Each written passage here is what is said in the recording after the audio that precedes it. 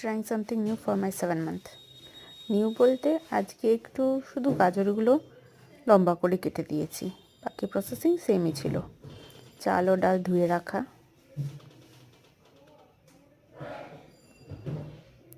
দিয়ে দিলাম জলের মধ্যে। আগে থেকে জলটা দিয়ে একটু জ্বালিয়ে রেখেছিলাম। দিয়ে দিলাম চাল ও ডাল। এবার সবজিগুলো একটা একটা করে দেবো। প্রথমে এই গাজরটা দিলাম,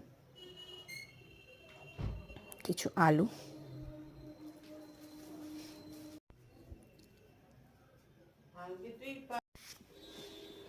নেক্সট কিছু কুমড়ো। বাকি সব সবজিগুলোই ছোটো করে কাটা, শুধু গাজরটা একটু লম্বা রেখেছিলাম। কড়াইশুঁটি, শীতের সবজি,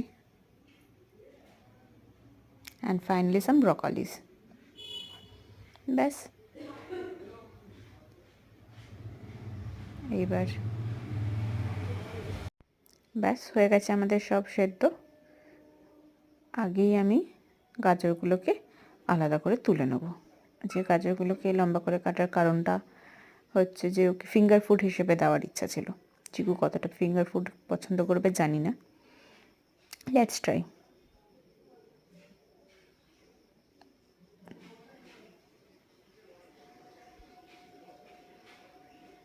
চার টুকরো গাজর ছিল, সেগুলোকে আগে আলাদা করে নিলাম। ব্যাস, এবার অল্প অল্প করে সবগুলো তুলে নেবো। আজকে মিক্সি করার প্ল্যান নেই, আজকে হাতেই স্ম্যাশ করে দেব। হাতে মানে চামচ দিয়ে স্ম্যাশ করে দেবো।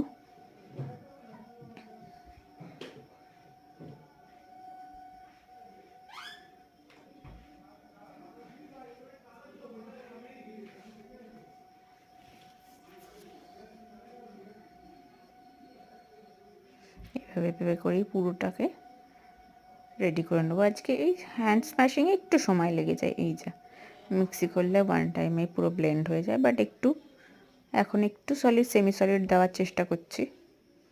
ঘি তো মাস্ট।